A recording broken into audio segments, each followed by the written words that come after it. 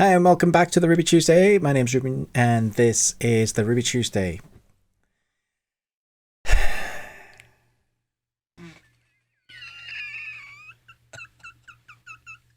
You know what? I hear all you people saying Ruben's lost the plot finally, properly. I get it. I hear my son laughing at me and my wife going, I told you.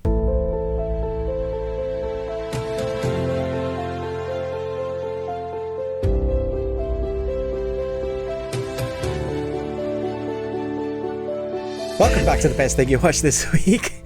My name is Ruben. That's Chris over there. He's from Movies and Munchies. This is the best thing you watched. This is not the Ruby Tuesday, although I am speaking from the Ruby Tuesday and Chris is talking from Movies and Munchies. Hopefully we've got an interesting show with you where we speak in full sentences some of the time. We do movie quiz quotes every week, which Chris is going to be continuing this week, so look forward to that and the answers from last week. We also are going to be doing a Patreon special for our patrons. I'm not going to say which one we're doing for those part of our patrons already, because I think this will be a surprise and they'll enjoy this one. But for the normal Patreon video that we do every week, we are going to be doing spoilers and ending explained and future ideas of where the franchise might go for Dungeons and Dragons, as it's just come out now to theaters wide. So if you want to talk spoilers, just £1 on Patreon. You can check us out there with a plethora of videos, like at least 14. There's a lot that you get for a bang for your buck. I think that's how it goes. We're just gonna let that. I said that the wrong way around. That I mean, I'm not that cheap, but okay. Maybe. Just gonna leave it. Chris is not going there. All right, fine. In our audio exclusive section, Chris and I also choose a film for each other that we haven't seen for a long time or we've never seen. This week was my choice, so we'll see whether Chris liked that, and we'll review that at the beginning of the audio exclusive. And then we'll talk entertainment news, which there is some, because stuff happens every week, and I'm always amazed the world is still around. Every week, we're like, we survived another week. Woo! How did that happen? I don't know. There's some angels looking out for us. And we do what we're looking forward to. And some weeks it's just like, there's so much. And we talk about the things that perhaps you have not heard of. We talk about things that maybe you'll want to see, because who has time to, sift through all the streaming? Well, we do that so that you don't have to. So I hope you enjoy what we bring to you week on week. Hi, Chris. Hello, audience. Let's do this. Hello. Yes. Awesome. Whew. Okay. So many words. Yeah, just so many words. Yes. Let's dive into the movie quote quiz. Shout out to, I think, first-time winner, Jeff Hoffman.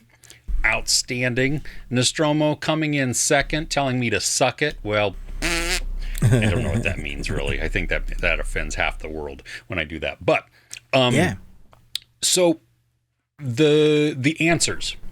Yes. There was Ghostbusters. Yes. The second answer, I'm going to accept a bunch, because I was quoting one movie in particular, but it makes it's in a couple of movies. So I thought it was Star Trek II, Wrath of Khan. It's in that. I think it's in 3 or 6, something else.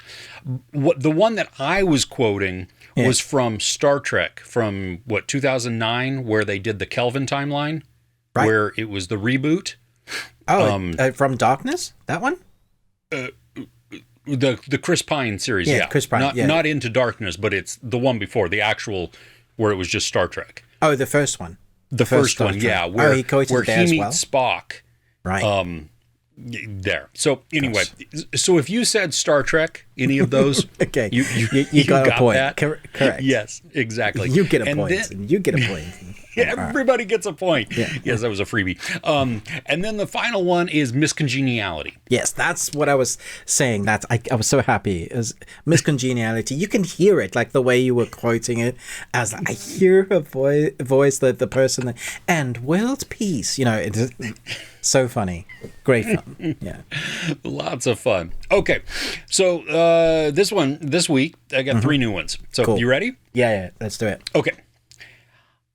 I'm not even supposed to be here. I'm just crewman number 6. I'm expendable. I'm the guy in the episode who dies to prove how serious the situation is. I got to get out of here. Oh my gosh. Guy. That's all I'm going to say. I figured you'd appreciate that one. Love it. Okay. Yeah, okay. Second one. Willie, we are going to die. Okay. I mean, if without the Willie, that could be a number of movies, but Willie is very specific. Yeah. Okay. It is. Yes. Nice. That places it into the movie there. There's even like some hand gestures that I could do, but I'm not going to do them because I think they give them away even more. Are they rude? No. Right. It's just funny. At least in my head, it's funny because I see the whole scene in the movie, and there you go. All right. So talking about hand gestures, this one is obviously rude, but did you guys ever have this one? That means you got your nose. Oh, I see. In South Africa, when I was young, this is another way to say F you. Yeah. Oh, really? Yeah. This one was less than. This was worse. This was worse? Yeah. So all of the little kids around, in the U.S. are going like, "Get your nose," and all the South Africans are like, So for the audio, sorry guys, I did the middle finger where I stick my finger up, and then you put your thumb with the closed fist in between your two forefingers. So, you can imagine. For anybody that if you do it with a little kid, "Oh, I got your nose." Yeah, like that. Yeah. That's. Well, so good to know. Don't ever do that if you're in South Africa. I don't know if that's still done, but that was certainly when I was growing up. That was like what was happening. So funny. Good to know. Sorry, I interrupted you. Okay, third question. No, hey, cultural education is a good thing. I appreciate that. All right. Number 3, final one. Does Barry Manilow know you raid his wardrobe? Great. Wow. At least 2 out of 3 this week. Fantastic. Cool. Yeah. Cool. Okay, so do you have a question for us? Yes, I actually have some thought-provoking ones. But first, because it wouldn't be a week without testing Chris's brain. But this is a different spin on it. This is trickier. But I only want you to tell me 3 movies. Okay. Nicole Kidman and Tom Cruise have starred in 3 movies together. What are they? Days of Thunder, Far and Away, and Eyes Wide Shut. Dude, you had that you knew it immediately. Some people forget the Eyes Wide Shut one or the Far and Away because that's quite old. Yeah. Oh, it's been a long time since I've seen that. Yeah, great film. I really like that. Okay, so question 1 is a thought-provoking one.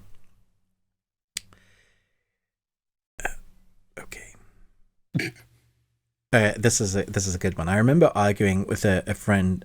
They brought this one out when it's one of those questions when you've gone to the pub, you've had a few beers, and you're walking home, and everybody's chatting nonsense, and dude, I did that for you. That was selfless. And then the question came up: can you ever commit a truly selfless deed?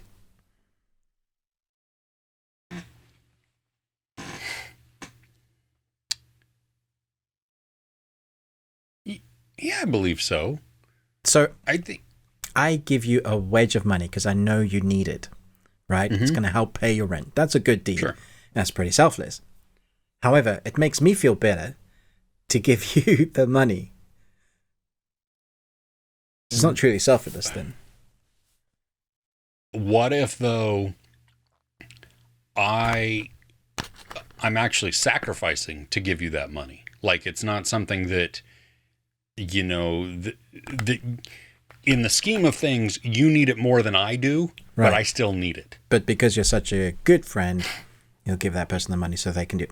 Still, that makes you feel good because you've sacrificed something for your friend so they can survive. I don't know if it makes me feel good necessarily. You know what I mean? It might not financially make you good, but it might feel like, I've done a good thing. Maybe, I guess. I don't know. I think that's kind of subjective, maybe, depending on the situation, depending on the thing. Yeah. Like if you sacrificed your life for somebody, like how are they ever going to top this? Instead of Trinity saying dodge this, he's like top this. Yeah. Top this, yeah. Well, yeah, I mean, yeah, definitely. If you sacrificed yourself, that, unless you just hate your life, see, and then it's a win-win for you. Because you just, yeah. Okay. That's dark. It is dark. Okay, so let us know in the comments what you think. Can you ever actually truly do a selfless deed? I like to think that the answer is yes, but I know people that don't think that humanity is actually all that selfless will say no. So it'll be interesting to see what people say. There was the second question that I'm trying to get the right words for it. Sorry. No, well, here it is. Oh, you found it? Okay. Yeah. Would you rather lose all your memories or never be able to make new ones? Ooh. Ooh, that's a really good one. It is a good one. Yeah. Lose. Well, but that's the same thing. Because if I lose all my memories, I'm not able to make new ones. So let's say you lose all your memories from your life, like now. Okay. But you can make new ones from that point on. Okay. But you know nothing about who you were before. So I had a friend. His name's Ruben. Or was it Ruben? I think he was a surfer, and one day he came off. At the time we were going to church together, and it was a good friend. He was a surfer. He hit his head, and he came out, and he lost his memory, and he didn't know who he was. And from that point on, he wasn't like a Christian. He didn't know that like part of him, and he didn't know who we were. He didn't it was a totally different person because he didn't have. And so what he became was a totally different person. New friends, new family, like the lot. Yeah. See, I think because of the stage that I'm at in my life, I would, as much as it would pain me, I think, to think about not making any new memories going forward, my kids are grown. I don't want to lose those memories are precious of your family, even the hard ones, because they make the good ones so much better. Oh yeah, I mean, my wife and I have been married for 26 years. We've been together for over 30. Oh my gosh, yeah. You know, and yeah, has it been bumpy through there? Of course it has, but I wouldn't change that. I don't want to lose, I wouldn't want to lose that, because I think that's, like you said with your friend, that kind of makes me who I am. Yeah. You know, I would, because I can still be me, even if I can't make new memories, because I still have all of my past to help form me and shape me and direct me. So yeah, I would do that. Okay, so I don't want new memories. I'll keep what I have. Thank you. Okay. All right, guys, let us know what you would do.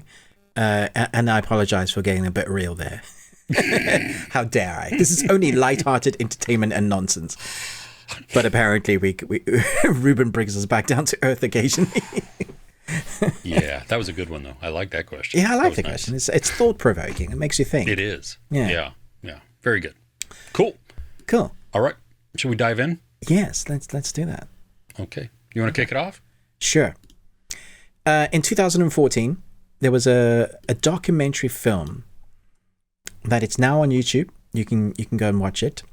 It's an hour and 19 minutes long. Okay. An hour and 41 minutes long. It stars some famous stars that narrating because they felt passionate about the project themselves and wanted to be a part of it, like Hugh Jackman. And it's the thing that my wife and I once watched to spur a change in our life, and that we've recently watched. We watched it this morning because we're getting ready to make an adjustment in our life that is going to be sustainable, but you have to get yourself in the right frame of mind. It's also a hard documentary to watch because you realize how much the government has shaped the way things you eat and the way what you put in your mouth. And it's called That Sugar Film.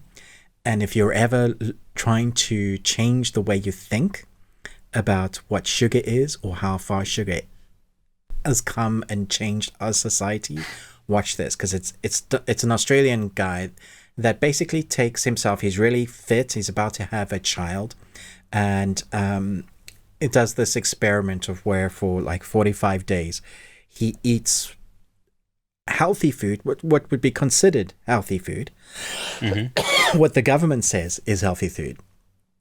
So he doesn't have any fast food. He has no chocolate, no fizzy drinks, but he still has like the packaging, like protein bar or a juice mix. And it's still the equivalent of 30 to 40 teaspoons of sugar a day. And you go and see how his health massively deteriorates in 45 days. He has various doctors check his blood along the way, and mental states, depression, all that just connected to what's happening. It's really eye-opening, and it's not just like what that sugar is, the fructose sugar and all that kind of, but where it comes from, where it started, why it's been passed in a bill. There was this big scientific bill that especially I think in the United States, that they use to pass as scientific data that there's no correlation between certain diseases and sugar. And you're just like, whoa, like it's a big conspiracy, because it's, I think, in the top 3 biggest global moneymakers in the world, sugar. So there's no ways they would want that to stop. So if there's ever a connection with sugar and it's been bad for you, they jump on it straight away, or they spin it to be a different way. Coke, they own something like 248 brands, not just Coca-Cola. And every one of them have this scientific value where it's what did they call it? There was a scientist that made the perfect moment for where you love it, the taste, or it becomes too much. And you see that how they spent millions getting that taste. Like how much sugar do you put in until you love it and you're addicted to it, or you hate it. The same experiments was used on mice. No, it was rats. They gave rats treats of cocaine or sugar, and they were more addicted to sugar than they were the cocaine. So there's little tidbits. It's really interesting, but be warned, it'll make you probably want to change your diet, especially when it comes to a kid. And his diet of Mountain Dew, like a big families, like from 3-year-olds having Mountain Dew to having Mountain Dew in their bottles, right? Instead of formula. And you see their teeth, they're just absolutely rotten. And they're so bad that they couldn't even remove the teeth. This kid's 16 and he's having to get dentures because of the diet. And this is not, the doctor was saying, the dentist was saying, this is not new. It's just not talked about. He said he has it all the time. There is Mountain Dew mouth or something. Yeah, so it encompasses all of the effects. It's fantastic, but it will want to make you change the way you are. So if you're at that point in your life, but you need to change your mind and understanding of that sugar is poison, every part of it, then you should watch that.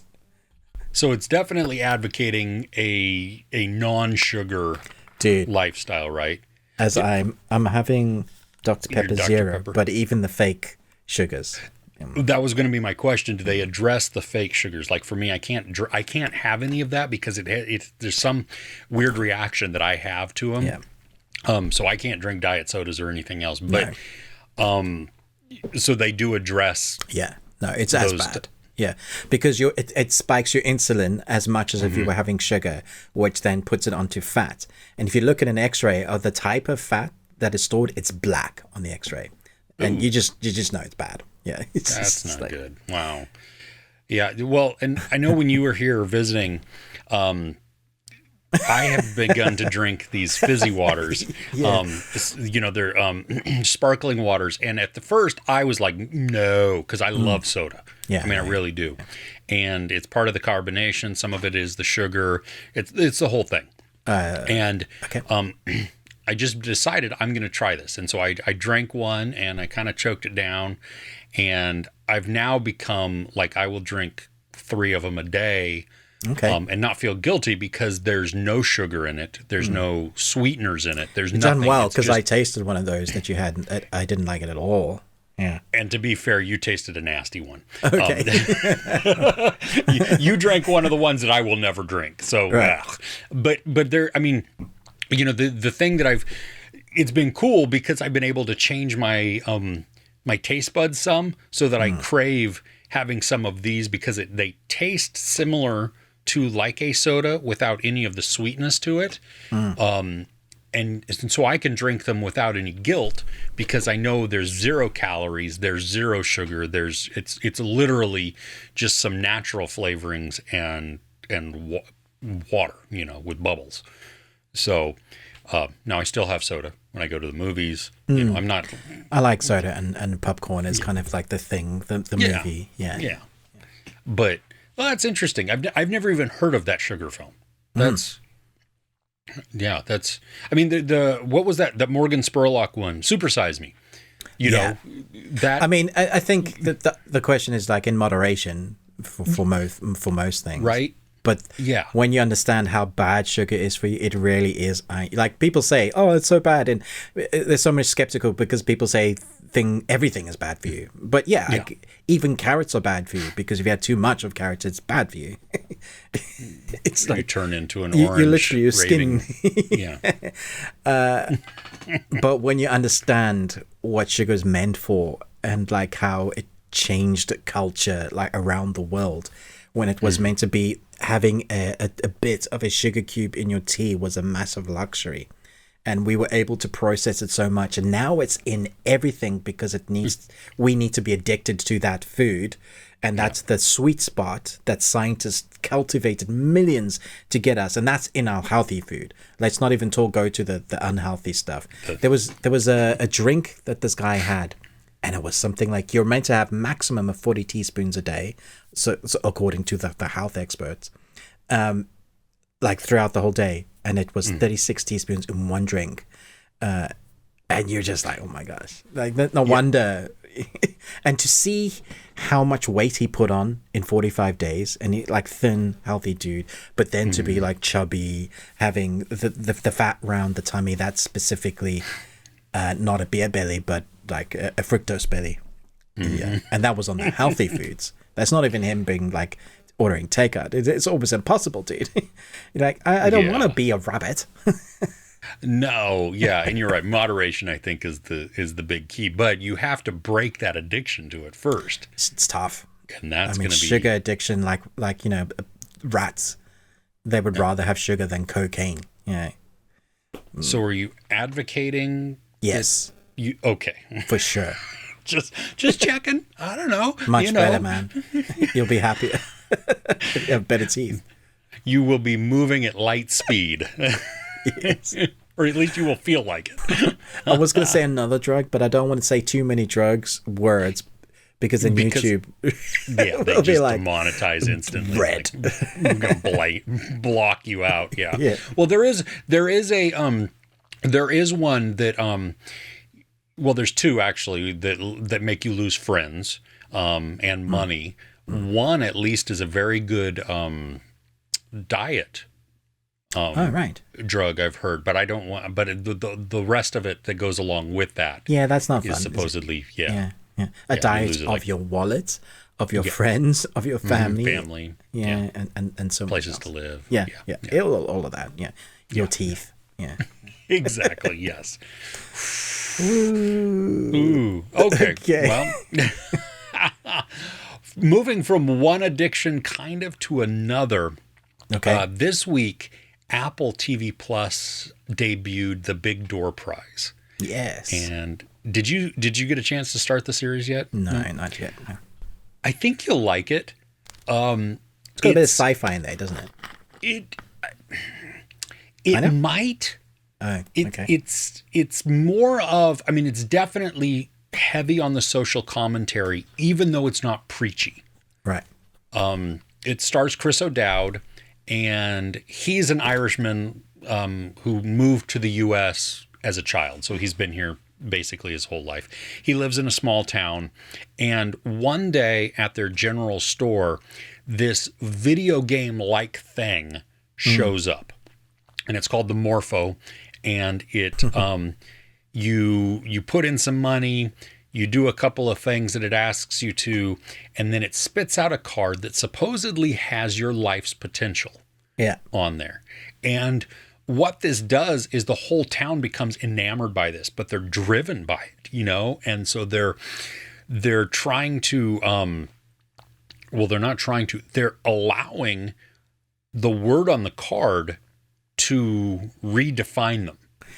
So do you buy the premise? Because why would you believe what this card says? See, and that's where a lot of the commentary comes in, because it really addresses contentedness in people. You know what I mean? Like we go about our lives and we feel that we're content. And if you are, then the card isn't going to mean anything. There's not going to be any draw to that or anything else. Why would I? I am an astronaut. Yeah. Well, and even, you know what? Like, I got a good family. I'm comfortable. Am I as rich as I want to be? No, you know, but I'm making ends meet. We have food on the table. You know, we have a place to sleep. So that's I'm happy. More than a lot of people have. Yeah. You know, and so there's definitely differences here. And I think, if you were to go to like some less wealthy countries, they would look at this and be like, well, you're stupid. You're just ultra privileged, Americans. Because good Lord, why do you have to complain about, because all these people, they have homes, they have jobs, they have, family, friends, everything. So it's not, and so, it really does go down to, would you let some unknown thing speak so much into your life that it causes ripples? And that's really interesting, because then that's saying that almost that whole town is just not content with their lives. Oh yeah, and it unravels a lot of people. It creates some good discussions, and then it creates weird scenarios where you're like, you have these two people who they're coming from one area, and because they have their cards, and there's no interpretation to the card. There's no instructions with this. Right. It's like a word. Just going to change your life now because of this word. Yeah. Yeah, and some people do. Actually, a lot of people do. And so you get to watch this play out. It's 30-minute episodes-ish, right. And I think there's, if I'm remembering correctly, there's 10 total. For the first 3 dropped at once, I believe, or at least the first 2.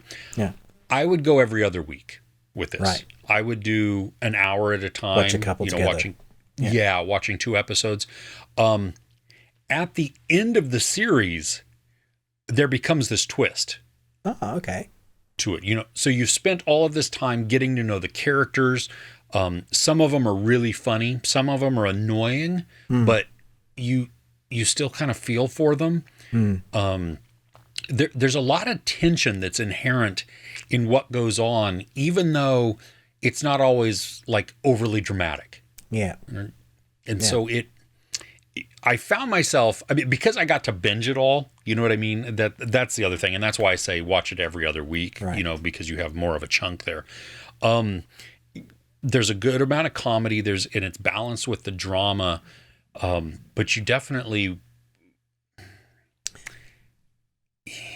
I'd expect comedy, but dry comedy from Chris O'Dowd. But is there the rest of the cast? Is it the situations they find themselves in that's funny? Some are situations, some are delivery, and some of it is this weird mix of like, it's not biting comedy, but it's comedy within sadness. Right, yeah. Okay. And it works. So, in Scream 6, there was the neighbor, the guy that lived across the street, who was kind of sketchy. Okay. There's this dude in there. He in Scream 6, who is a main character in this series. And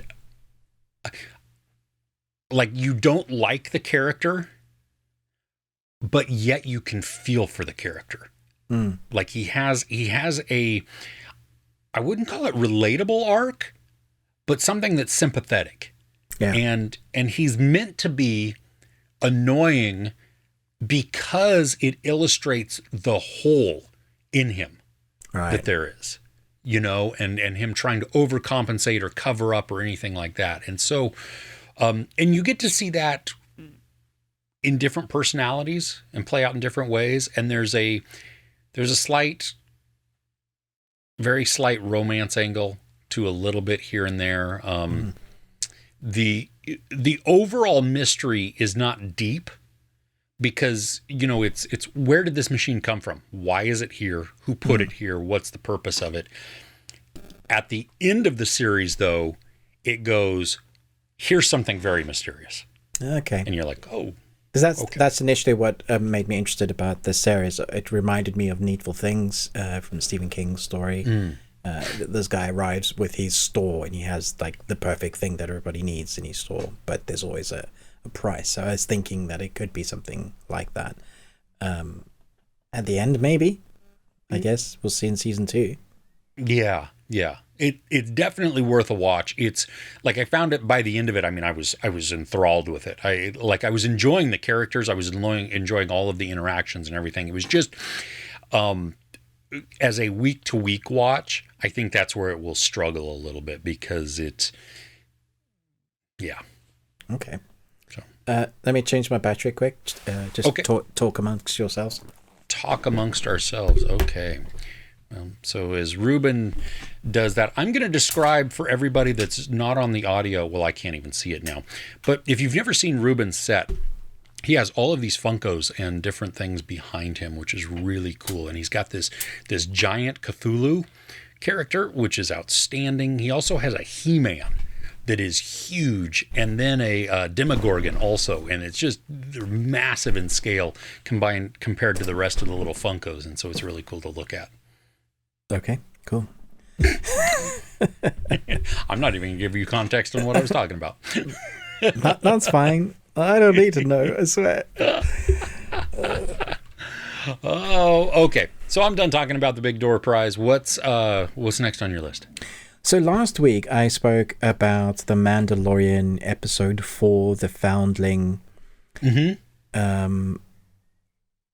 I said how it was a return to form, but I didn't really know where they were going with the story. So episode 5, chapter 21, The Pirate, is 44 minutes long. It's about the people of Navarro need protection from rampant pirate attacks. Dude, this, again, excellent episode. It's really started to find its feet, which has me worried because there's only 8 episodes in each season, and we're now on episode 5. But it's like it's good now, but if they've taken time to get there. However, got some of the geekiest moments, like fans of the Mandalorians, where you see a number of Mandalorians on screen together, fighting together on a common cause. They have something now that they want. So not only are they becoming the protectors once more again to protect Navarro and its people from pirates, but there's an outcome of that is really worth it to them, and so you are willing everything to happen. There's also like this kind of outskirt arc that's now flowing about something that's happening elsewhere. That kind of comes into it nicely. But man, it looks great. It encompassed all of the characters that you really want to encompass now in the Mandalorian, and it feels like now they know where they're going, or what they're fighting for, and that's what we needed. So it's a nice long episode as well, 44 minutes. It's so crazy that that's long because right. Yeah. Well, is this because I'm way behind on the series. I've not even watched the full or all of episode 1, but okay, is this now ramifications of what happened in episode 1, where Mando and possibly. Okay. Yeah. Okay. Yeah. Cool. Well, that's fun. Yeah, so it is weird that now it's beginning to feel like it's Yeah, exactly.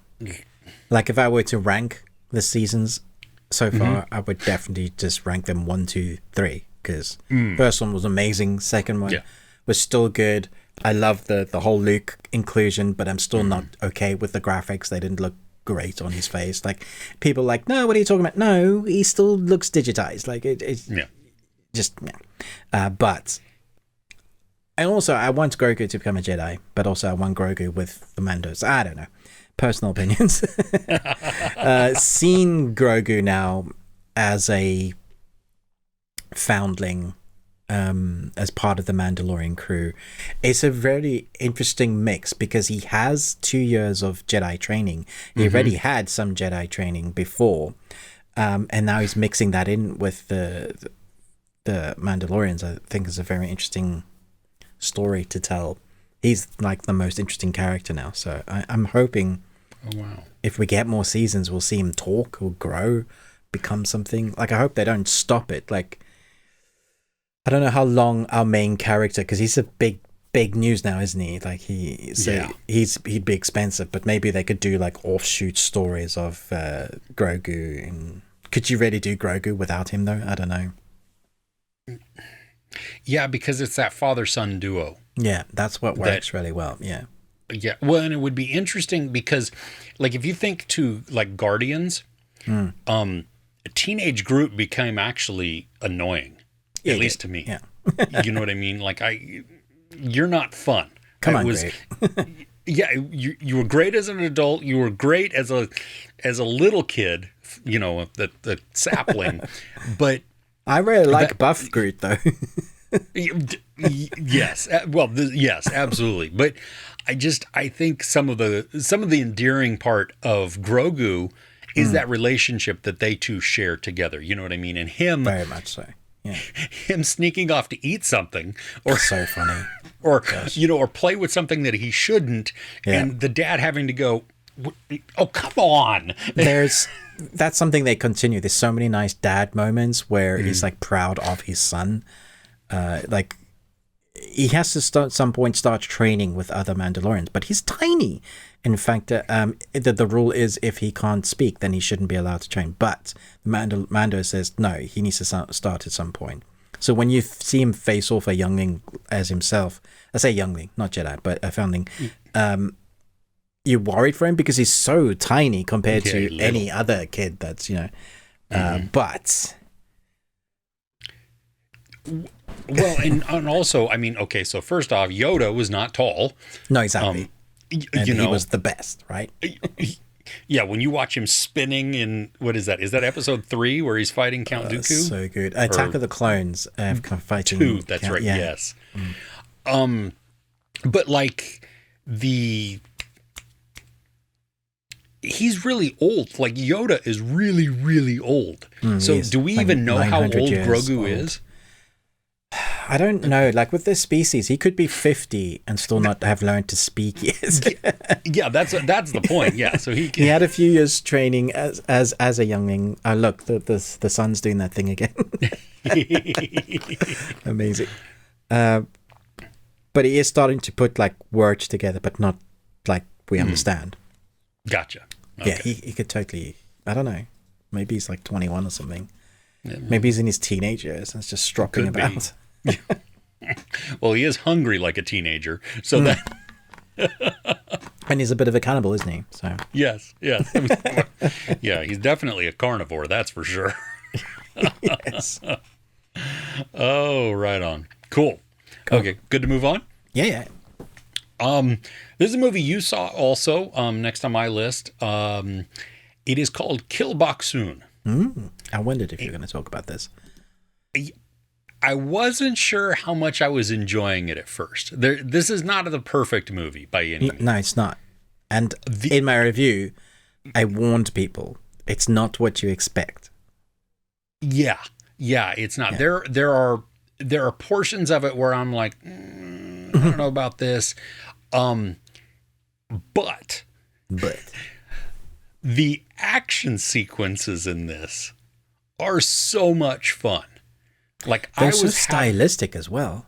Yeah, because there's a handful of them. I mean, first off, the the opening scene is fun and it's abrupt also. That's what I like about it. I like that the inclusion of Boksoon, our main character, who is this assassin, that she plays things out in her mind, scenarios. That's a very cool way to do it. I love it. Yeah, I like it. So because you don't know necessarily, oh, did that really happen? Yeah, or, and then it's like, blah, blah, blah, blah.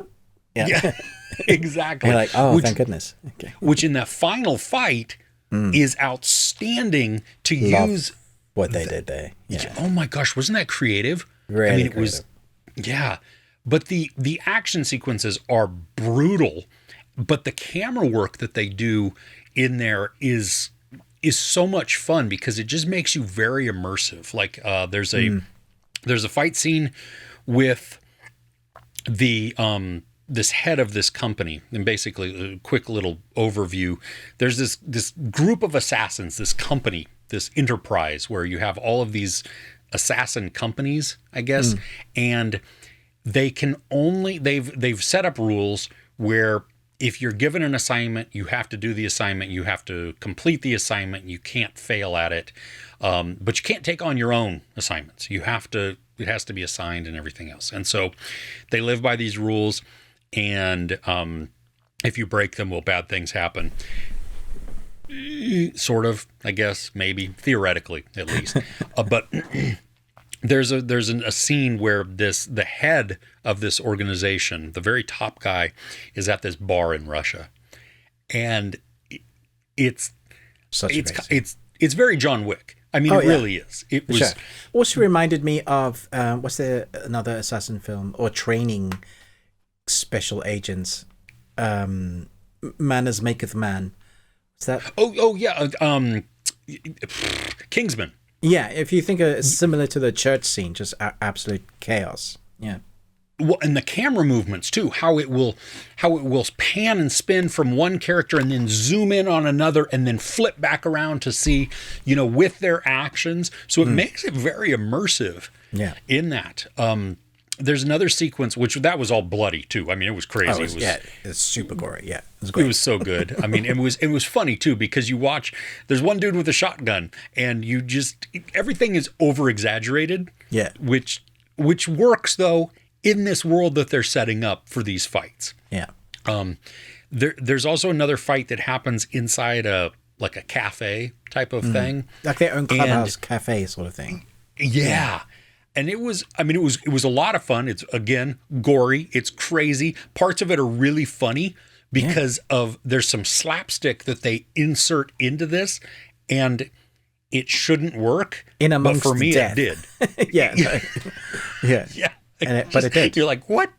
Yeah. Really and then but there's a scene where they break through a wall, and so you have two fights happening, one on each side of the wall, and that camera slowly spinning around so that it's capturing what's happening on both sides of the wall at different moments, and it's very fluid. It creates this immense amount of energy for the scene, and it becomes seamless, and the good thing is because as you go around the thing, when you're not on camera, you can be resetting and doing whatever you need to, and gives them that opportunity because they can control the speed of the camera at which it spins around. So if they need to pause a little bit more or go slower, and it just makes you see that much more action that's going on. And I like that they didn't quick cut. That was the other. So one of my pet peeves there's been these filmmaking techniques that I've used a lot, or the boams in the sound effect, using a thing to death and not being creative of your own, the Dutch tilt in the camera, just as awful, right? The 360 has been a thing that filmmakers have been using because they've been lazy. They just want to go around the person and make it like, this is cool, right? Because we're doing 360. Yeah. And there's been so much of it. This takes that 360, goes across the boards, watching, like you said, those two fights, and then they can still plan and change all the sets and stuff, or reset. and carry on that move. And it made it so creative. And your mind is like, oh, so they're doing that while that's happening. And you cross over to the other side. And they doing that's what that's, there's one bit where a knife goes through the door and you're like, oh, and it affects the other side. I'm just like, this is brilliant. I can't imagine how long and how much they had to practice. Probably weeks for this one scene. Yeah. Very, very cool. Yeah. Yeah, the choreography, it's good. I think there's definitely lacking areas within the story. Like I talked about the organization. I felt that it was included, like all of the posturing and everything by all of these heads of the company, or was included just so they could have this one fight scene. Right. Because it was like, I'm okay with knowing the rules and then moving on from there. Yeah, I kind of want, if they were going to go through all that time, I wanted her to go into that kind of meeting and take them all out, that sort of thing.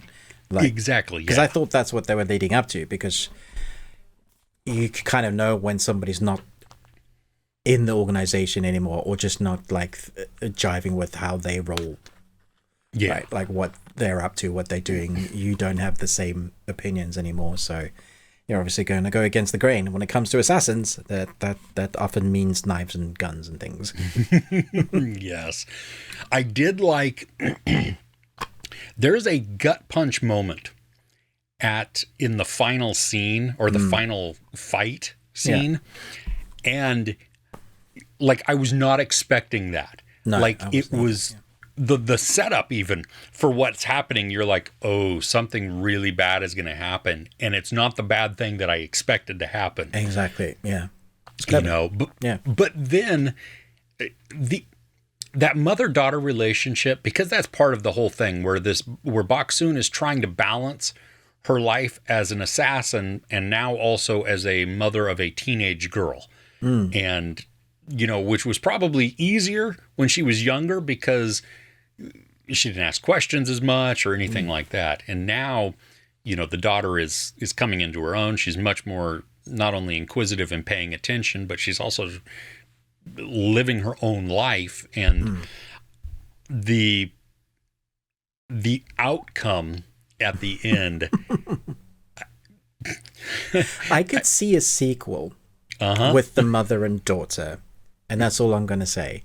If they did it well, I could see it working well because of a thing. Yeah. And I wouldn't mind it. I don't think I would mind it either. Some of the lines that the daughter said were great. Yeah. Because you look at her and go, well, you're kind of sweet, and ooh, I don't know There's about you. Darkness, but also that makes sense because your mother. Exactly. Yeah. Exactly. It was a little long. I know I'm listing a bunch of negatives within there, but from an action standpoint, from an exciting standpoint, this was a lot of fun movie. A lot of fun as a movie. So, yeah, good choice. For my final choice, I don't know if you enjoyed this as much as I did, but I think it's one of the better comedy series that I've seen from Netflix recently, and that's Unstable from Netflix with Rob Lowe, who's a crazy scientist. He's a genius. Who actually plays the son character is actually his son in real life. So that's a really nice real chemistry moments. They're short episodes. There's only, I think it's 8 episodes. I didn't think it was 10. Yeah, I think it was 8. Yeah. Maybe it was 8. No. Yeah. Very easy to binge watch and get through. So the balance, this is what I really liked about this series. There was this balance of comedy and real heart and like some darkness. So it starts off, for those that don't know, they've the character that Rob Lowe plays, and his son, they've lost their mother. His wife died, and he's just a broken man because he'd spent so many years that like his life with her for like at least 20 or 30 years. He doesn't know who he is, and so all the places he used to go in the science lab, that kind of thing, he just sees her, so he can't get over that. So he used to be this like eccentric, happy guy, but his wife was the tether between the relationship of the son and the husband, but also between him and his work. She is the often is that way. I think in families, like the woman kind of holds everybody together, and so you see that's where you start, and so you see the eccentric nature of. You just need to watch the trailer to understand how eccentric he is. Yeah. Like he's butt naked in one scene because he's about to go to a meeting with the board members, and he's just like, this is going to help. Like everything he does to try and get himself in center or in okay moment is weird and off the wall. But then you get all the other weird characters that are in the science lab as well, which are fantastic. They're all very unique.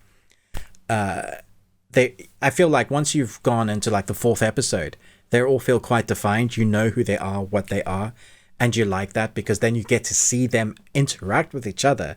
And if you get one guy that's just dry comedy and the other guy or lady who's just eccentric, and you can get those two together, like the lady that looks after Rob Lowe. I love her dry comedy. I think she's brilliant. Oh, yeah. She thinks she's funny, but she really isn't. She's just harsh, which in itself is funny. She's also writing erotic writing about the office life that they have and some of that stuff. That is brilliant. But because it's her character, the way she writes the erotic stuff is odd as well. You get the two characters that you love to hate, the brothers. They're the worst. At the beginning of the show, I was like, oh, I'm not sure how much I can take of you. Yeah, exactly. They're bad. Yeah, they're awful. But then there's almost a redemption bit because you kind of understand their characters, where they come from. Don't like them, but you get them. I do think the father and son thing is the story that grounds the shenanigans. Yeah. What did you think? Yeah. I completely agree. Like, I don't know if you've seen, Rob Lowe has it's Instagram and or Twitter, but his sons troll him all the time. Amazing. On there. Yeah, like they're so good. I mean, it is just it's genius. It's like it's a bit in a show all in its own to watch that. And so the natural chemistry that they bring to the screen, I liked that a lot. I thought that was really good. The comedy, it was funny to me. That was the thing. For me though, it became too much over the course, because I binged the entire thing, and halfway through I was like, I'm tired of this. Like, I don't think that was just you. I do think the comedy works better in the first 4 episodes than the second episode. I think it just wasn't as tight, that second half. Okay. Because I didn't want to feel tired of it. Because exactly. I loved the relationship, and I loved how the father and son were growing together. You know what I mean? That they had been not really estranged, but like you said, I mean, there was space between them because the mom was that tether and that link between them that really helped to connect them. And probably because they're so similar, you know, but then also you have the son who's trying to make his own, and he's trying to go his own direction, trying to get outside of his dad's shadow, even though his brain works like his dad's. I mean, exactly. I mean, he's also a genius. Yeah. Exactly. Yeah. And so him trying to deny that, you know, and him becoming a flautist. Or flutist. Flautist. That was funny. But yeah, so him rejecting what he's really, really good at, and actually that he enjoys. Yeah. Because he doesn't want to be like his dad, but then realizing that his dad's not all that bad. Excuse me. And that it's not a bad thing to be like his dad, and he can find balance within there if he just works at it. So yeah, I like it. I agree with you. The amount of unique personalities that there were funny. I mean, Fred Armisen, I wanted to just slap him so hard. Who's the guy that's obsessed with Rob Lowe? Oh my gosh. Because he's a great character. He was, well, and I love also that he is best friends with the son. Yes. You know, and they knew each other growing up. Yeah. But he's so obsessed with his dad. Oh my gosh. You can't say a bad word against him because he will flip out. So funny at how distracted he gets. Yeah. You know, just it's That's great. Yeah, it was. Yeah, this is a good. I like it for like casual watch also, because it's light, it's easy, it moves quickly, but it has good characters as well. Yeah, I think for me, if I were going to rewatch it, I would watch a couple episodes and stop. Here and there, yeah, like maybe with dinner, and then move on to something else. Exactly. I get that. Yeah. Yeah. So good choice. That's fun. All right, my last one is something that I actually just finished yesterday. I had gotten screeners early, so I watched half of it earlier in the week. Okay. And it is a Taiwanese crime thriller. It's called I'm excited Copycat to hear Killer. your thoughts on this. Yeah. Yeah. Okay. So I think this is going to be one of those that might be a little hard for some people to get into. Okay. It's slower. Like it is a patient storytelling. Yeah, I'm out. Thanks. Gotta go. Yeah. So, I mean, it's a lot. I mean, there's 10 episodes. They're all almost an hour, with I think the last two being over an hour. Yeah, so I mean, that's a big ask, isn't it? that it is. And for me, the beginning of the first episode, I don't know what's going on. Like, it's very chaotic, and we're being introduced to this serial killer. And basically what it is based on a story about Taiwan's first serial killer. And so right there, first off, that's right up my alley. Like, yes, okay. Dark and disturbing, cool. Makes me happy. And world cinema. And world, yes, totally. It's non-English, yay. So I'm there. The characters are complex, and so it makes it engaging to watch in that aspect, because you have this prosecutor who's leading the investigation, trying to solve the murders of these young women who have been kidnapped and brutalized, and he has his own trauma from his past that's pretty dark and messed up. And we see that play out little bits here and there. And then we get a final resolution. We understand the full context of what happened, which really helps to shape him and his motivations for why he's so driven to catch bad guys. Yeah. I do think the camera pauses and lingers on certain characters too long, because for me, it gave away one. And okay. That's which was it was disappointing, but halfway through. So I finished the first 5 episodes because that's what I had screeners of. And by the end of that, I'm like, why is this called Copycat Killer? That's also not good. Because I'm like, and it sounds like I'm down on this series, but it is on the best thing that I watched this week, because the series as a whole is dark. Excuse me. It's unsettling. It has some really good twists to it, and it addresses some really like complex character flaws, and it speaks to why would somebody do something, and when you see some of them, for some people you're like, oh, well, I don't excuse your behavior, but I can see how this affected you. And then others, you're like, well, you're just a messed up person. You're just completely wrong, and there's no sympathy for you, because there's no reason for you to do this other than you're messed up. And so it's good to have bad guys like that. Yeah. There's not a lot of action to it. I mean, there are some action moments. Is there serial killer moments? Because there are. Copycat, and it's about serial killer. Yeah. There are some brutal moments to it. There are some shocking moments. Like one, I was like, oh, like you're like, oh, and because the characters that we're watching get so intertwined in the story, for me, it was riveting. I mean, it really was. Even though it's slower, even though it's patient and it takes time, and you're like, why am I watching this? It's all building to what happens as we get towards the end. Okay. And so it's, there's definitely this game of cat and mouse. And I'm not going to answer why it's called Copycat Killer. Okay. Does it have a completion?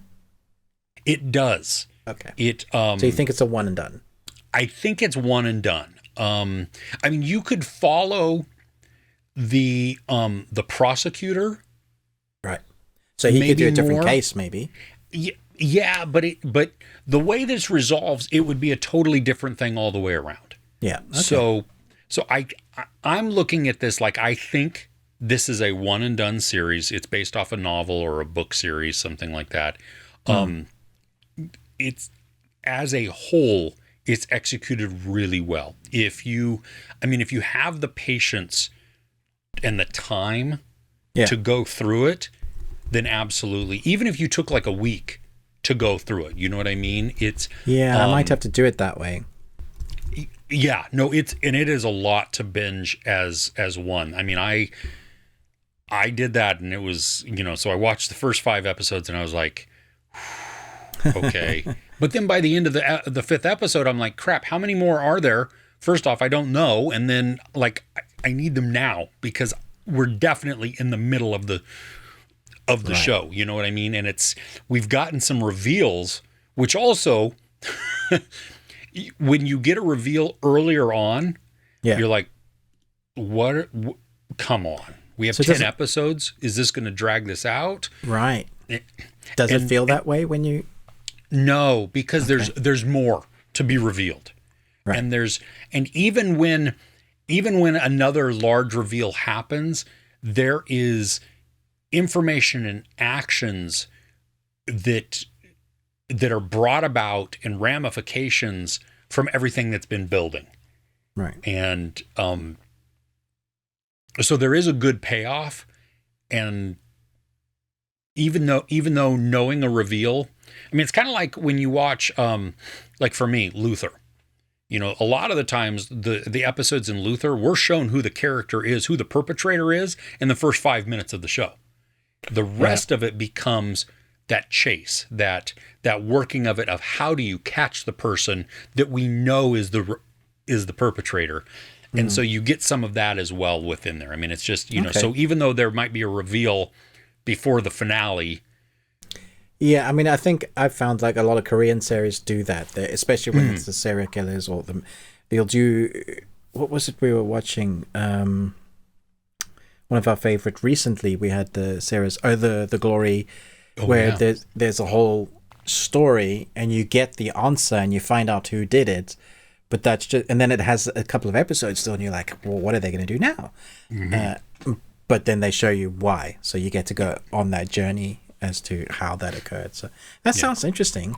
It's not Korean, it's not Japanese, it's Taiwanese. So is that the first time watching a Taiwanese series? We've seen a couple of movies, but I think it might be. It's harder to tell because I don't speak the language, and so I don't, my ear cannot discern a lot of the different well, you need to get dialects and stuff. Well, yeah, absolutely. I mean, it's like listening. I don't know it. So I may have seen a Taiwanese series before, but nothing stands out to me as remembering that. Right. Yeah. But this was checks so many of my boxes of, dark, disturbing, murder, mystery. Non-English. Nice. Yeah. Okay. So cool. Yeah. That's it. Yeah. Yeah. All right. Well, hey, we thank you for tuning in, for checking us out, for just hanging out through this. Hopefully, there are things that we have listed that maybe were not on your list or even on your radar. So we've, piqued your interest to try and check them out. Don't forget, answer the movie quote quiz. Let us know your answer to Ruben's existential question where he got real there for a moment, which we appreciate. That was cool. Let us know all of that in the comments. You like, share, subscribe. Ruben with the Ruby Tuesday, me, Chris, with Movies and Munchies. We have a Patreon opportunity. The entry level is £1, so that's like $1.30, I think, something around there. Yeah, crap ton of videos on there, adding new ones. This week we are talking about Dungeons and Dragons, which is going to be fun. And then for the next tier up, we're also discussing a series, which at least part of the series. There's a lot of seasons for it, but that's okay. We're diving into it. So you can go check that out, patreon.com/thebearded ones. It's also in the description below. Podcast. Yes. Exclusive audio. If you only watch on YouTube, check out the link in the description that takes you to our audio podcast, because in that we have an extended portion. It's not just this. We talk about movie news, entertainment news, things that we are looking forward to that are coming up that we think might be of interest to you, at least to put on your radar. And then also we do an exclusive movie review. This time it's a movie that I had never seen. One, Ruben, I think you had. Oh, you'd never seen it either. Okay, so it was a first-time watch for both of us. Will be an interesting discussion, I think. And you can just, check that out there. With that, we thank you so much for tuning in. We'll see you next week, all right? Take care.